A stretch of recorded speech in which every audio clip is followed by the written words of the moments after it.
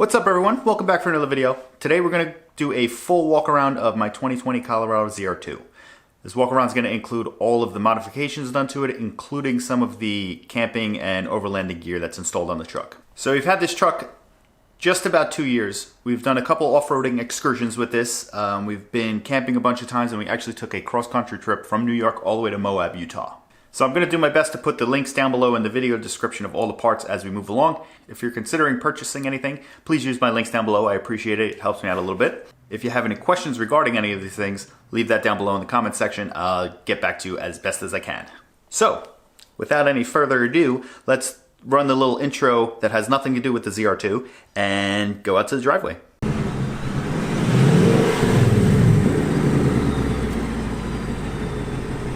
Alright, so we're at the truck now. We're going to start at the front of the truck and work our way back. I did make a list on my phone, so I might be referencing that here and there. And going over the list, there's 0 modifications on the interior now that I'm thinking about it. So let's start with the front. Alright, so we have the LED lights down here, which actually came with the truck on the sport bar when we got the truck, and I moved them down to here. I do have an install video for that, so I'm going to link that one.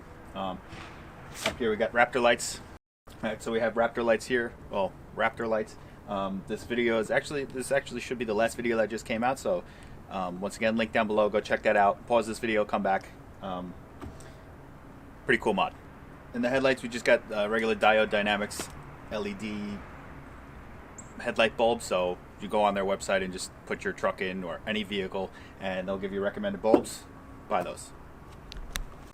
Alright, so these are the Baja Design Squadron Sport ditch lights. They're the square version. I believe they have a round version also. When I originally bought them, they were clear lenses, and I swapped them over to the amber. As you see, the design on these lenses, these ones spread more, and they do have different patterns that just project more. And they have this one that spreads the most, and they have an in-between. If I did it again, I'd probably get the in-between because these don't project enough. But Squadron Sports. And I have a CBI ditch light bracket. They're kind of all the same. There's a few brands that make these, so just get those. And one other thing with the brackets, especially on the driver's side, not so much this side, you may have to adjust it after you put it on because the windshield wipers actually hit the side of it when they're on. So I've just been lazy and haven't fixed it because it hasn't bothered me that much. But food for thought. All right, so I guess moving our way back a little bit. Obviously sitting by the wheels right now. Let's go over the suspension mods, then we'll talk about the wheels. But first, let me actually turn the wheel a little bit so we can see all the mods. All right, so we're going to start, I guess, at the bottom and work our way up. So starting with the differential, we have a differential spacer, differential drop. That is a peak suspension. From peak suspension, we have the peak suspension tie rod sleeve. We have the peak suspension upper control arm with the uniball. They do make one with a delta joint, I believe. And then we have the King's 2.5-inch shocks. These are the 550 soft springs for anyone that's wondering. All right, one other thing to note about the King shocks, they are threaded. I'm gonna insert the better videos in while I'm talking. One side actually looks like it's higher than the other, but for whatever reason that levels the truck out. All right, so moving on to something a little bit more visible and in your face is the wheels and tires. These are the Relation race wheels. They are the RR6-H. They actually have a actual bead lock, which isn't on right now. You have to buy the bead lock separate, but I don't need the bead lock. Tires are BF Goodrich KO2s. They are 285/70/17. So moving back a little bit more on the truck, we have the AEV fender trim kit. This is to fit 33-inch tires.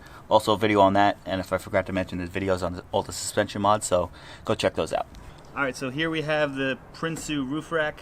There's only a couple options for the truck. We went with Prinsu because I feel like it looks the best.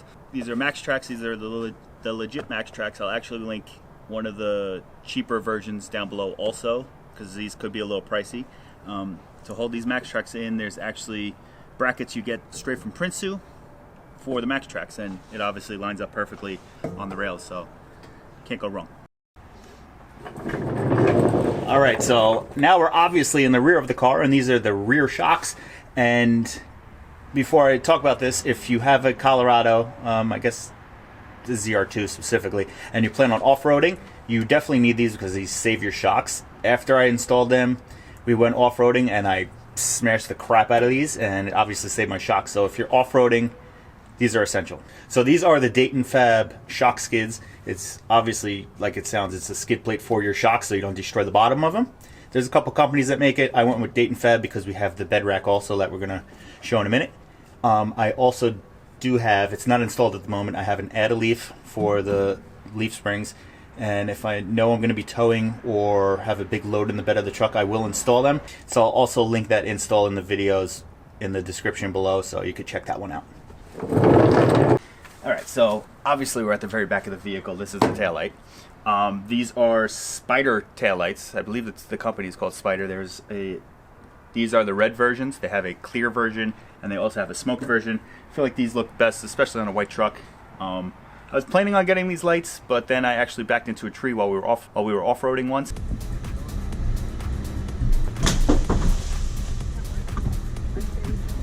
And I smashed the stock taillights, so that was the perfect time to upgrade.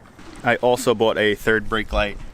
It's up there. I will get better shots when we take the tent off, but let's keep going.